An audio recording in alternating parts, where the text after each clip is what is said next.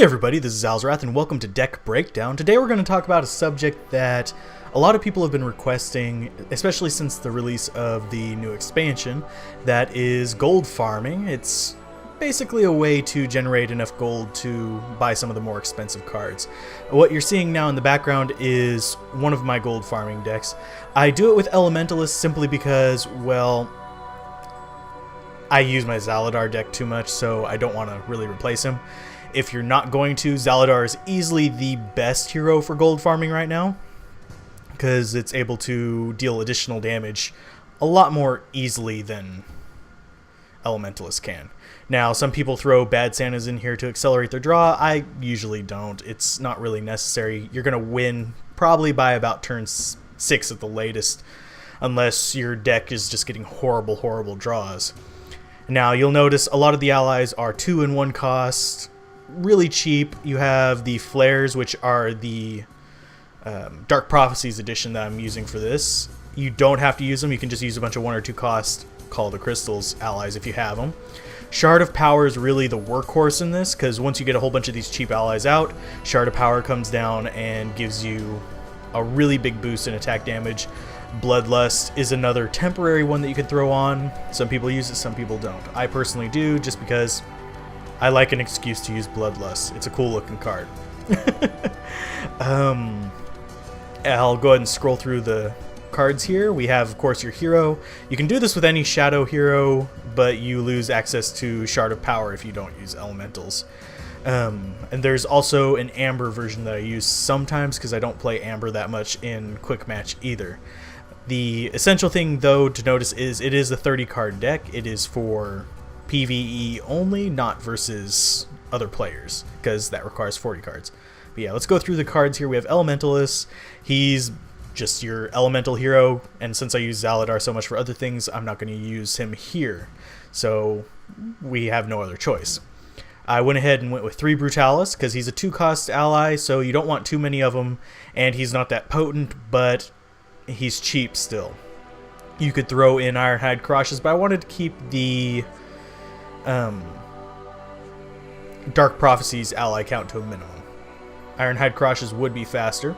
You can also use Rotlings, but they're just 1/1s, because you won't have any allies in the graveyard for him to really feed off of. Fire Snake is a good 1-drop ally. He's a 1/2, and he gets pumped very easily by the Shard of Power. Carnivore is good in that you can use him to feed on enemy allies that they drop, which will slow them down from damaging you in case the game gets drug out from, say, bad draw or something like that. Carnivore can feed up and get really big really fast. Sparks are the obvious choice because they pump each other up automatically. Combined with Shard of Power, it gets a little bit obscene. They can be about 6/1 with Shard of Power if you have all 4 of them out, which isn't bad. 8/1 with Bloodlust. You can kind of see where that damage is going. Now, the current AI does not tend to go after allies unless that's the only target choice. So you have that to your advantage. So this is essentially a death race. We have flares from Dark Prophecies because with a spark out they become 1 cost and they get +1 attack. So they're dirt cheap and they are decent attackers. They're a good 1 cost drop after turn 1. And I just throw in Bloodthirsty to get myself a little bit of draw, and also it boosts damage along the lines of Carnivore. So we have that basic deck. The entire goal of a gold farming deck is to kill the enemy quickly and get all the resources you need.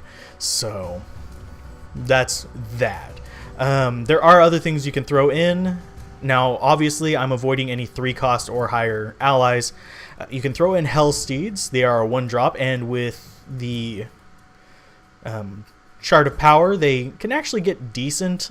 They become a 2/1, and they deal a little bit of a boost to the first attacker on each turn, which can make some of your creatures rather hefty. They're an okay 1-drop, especially if you're using a shadow ally that is not an elemental. They're a good replacement for the Shard of Power. Let's go ahead and move on here. You can sometimes do Ogloth, but truth be told, it's not really that good because he's a late game card and he's not going to be that useful. You don't need any real ally removal. The advantage of having a Zaladar here, by the way, would be that you can take out smaller allies with his ability. You don't want to bother with mind control or anything like that because you're hoping for the game to go quick. Some people may throw an Eternal Renewal in. It's kind of a catch, but if your game is lasting that long, you're not really being efficient at gold farming. And we're going to go ahead and look at some of these other things. Obviously, no Evil Ascendant. You can Shadow Font with Zaladar or... I'm forgetting the name of the other one. But anyway, you can use Shadow Font sometimes in these decks, but I personally don't because I don't need the acceleration for Shadow Energy. With Zaladar, you can throw that in the place of Bloodlust for his ability. So you don't need any of these other cards. You don't need to defend yourself anything special. But we do have alternate allies. Twisted Familiar is an option, but he's not really that good. You're not going to use his sacrifice ability, basically. Rotling, as I said, he's just going to be a 1/1 because you're not going to pretty much have anything in the graveyard. So he's just a 1-drop 1/1. He is an option. He is cheap. You can put him in the place of Brutalis. I would not put him in the place of Carnivore because Carnivore will grow. Ironhide Krosh is another good 2-drop. It can be replacing the Bloodthirsties, the Flares, or even the Brutalis. As I said before, I would not replace the Carnivore simply because they have that ability to grow. Here we have a bunch of 3 and 4 cost allies, which, like I said, you're not going to use. I'm trying to think if there's anything else you can really use. I've had ideas for using Super Focus, but it's too late game of a card to really use. I'm not going to throw in any card draw because I'm going to use as many of the cards as possible, and all of them are cheap. The most expensive card in this deck is 3. So once you have 3 resources, you can play anything in your deck. So you don't want to really be wasting cards like that. Let's see. There's not really anything else you can throw in. You can throw in Contaminated Water to kind of slow down enemy allies, but still not that great. If you're worried about enemy damage, you can do Ascent of the Horde, but again, you're not really going defensive. Nocturnal Advantage is good in some cases for that little bit of extra damage, but simply put, Bloodlust is better. It's the better card. If you're going to be worrying about losing all your allies, like if you're having to face a priest, you can throw in Arthile's Crypt or, let's see, where is it? Right there. Infinity Core to basically extend the life of the deck. But as I said before, once you reach that point of having to think about late game, you're probably stretching the game out too far. There isn't really anything over here that you can use. Yeah, let's go ahead and throw a sleeve on there just for fun. And yeah, that's the basic principle of it, is to go for cheap allies. Dark Flare, sorry. Approaching a different game there. Dark Flare is okay as a 2-drop as well, and he's less prone to enemy allies should some situation arise where they're not going to attack your hero. Dark Flare can kill them off. And I foresee him being a lot better for gold farming decks after the AI is updated. So that might be something to watch in the future. Again, don't go for 3 or higher cost allies during the current AI. So we're going to go ahead and jump into a game just to demonstrate how it works. I should probably save the deck first. There we go. Let's go ahead and go into the world. And I'm going to go ahead and jump into a game. Let's see what enemy allies we have a choice to choose from. Ah, that's bad grammar. What enemy heroes we have to choose from. There we go. Right now we have Eladwin, which she has an ally targeting ability. It's ally only, so you don't really want to do with that. Same with Boris and Nishaven. So you have a choice between Zana Mist and Gwen. Gwen is likely to have Soul Eaters and some weapons, whereas Zana is more likely to have Tidal Waves and Retreats. So you can pretty much choose either one. For the sake of this, I think I'll go after Zana. Gwen is fairly easy as well. Actually, usually I'd recommend Gwen for people going after him. I'm going to go after Zana just because she's a little bit more difficult, and maybe we'll see what you do after a tidal wave, if they get that lucky turn 5 tidal wave. And here's the Zana Mist deck. It's a little bit fat this time. Sometimes it's down around 40. But we have our opener here. We're going to go ahead and throw out one of the Bloodlusts, and let's get down the... No, we'll put down Spark second. Let's put down the Fire Snake. End turn.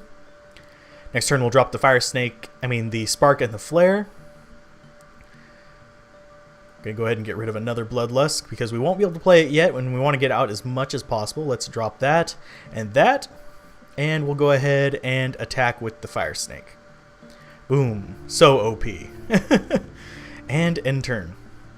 Next turn we can Bloodlust, provided we don't get a... oh, there's a Puin. Not to be worried about. And we get another Spark. Let's go ahead and skip this time. And we're going to throw out the Spark, give our allies a little bit of a boost. And we'll go ahead and come in and start dealing some damage. Boom. Still only 1 damage from the Fire Snake. We have 2 damage from the Flare. And we're going to go ahead and just be taking a hit from the Puin. Unless they change the AI, it probably will not come after the Sparks. But if it does, we can still kill it off. And end turn. Next turn we'll drop the Bloodlust or Bloodthirsty, one or the other, and probably kill the Puin. He's going to go ahead and heal himself, and here comes the Puin in. And another Puin there. Yeah, we're definitely dropping Bloodlust. Yeah, he's going to go ahead and just come in straight for me. They tend to death race a little bit. Now, we have options here. We're going to go ahead and sacrifice the Brutalis so we can get our 3 drops. And we have a choice between, we have Bloodthirsty and we have Bloodlust. Right now, I think I honestly want Draw. But we're going to go ahead and pump up our... We're going to pump up one of the Sparks with that. And we'll drop Bloodthirsty on another one. Actually, let's drop it on the Flare. Get ourselves a little bit of diversity here. We'll come in with the Flare and kill the Puin. Get him a little pumped. Get ourselves a Fire Snake. And we'll go ahead and kill this one with the other Spark. I'm playing it a little extra cautious in case there's a Tidal Wave or something. We want to... Well, actually, Tidal Wave would clear his board as well. But we're going to go ahead and just keep going at him. This is bumping up our other allies.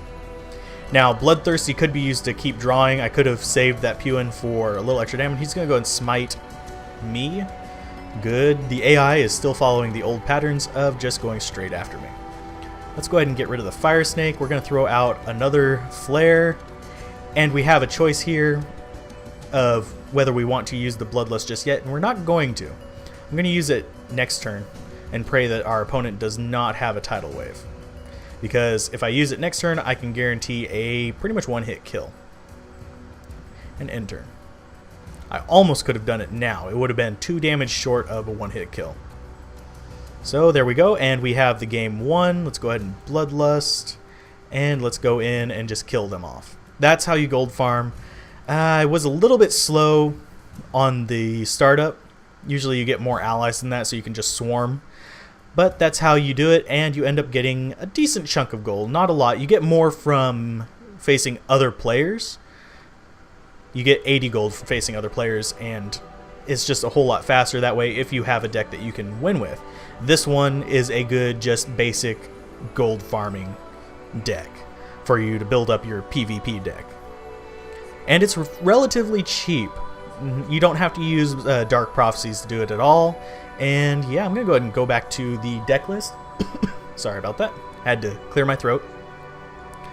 And let's pop this open and go to our deck list again.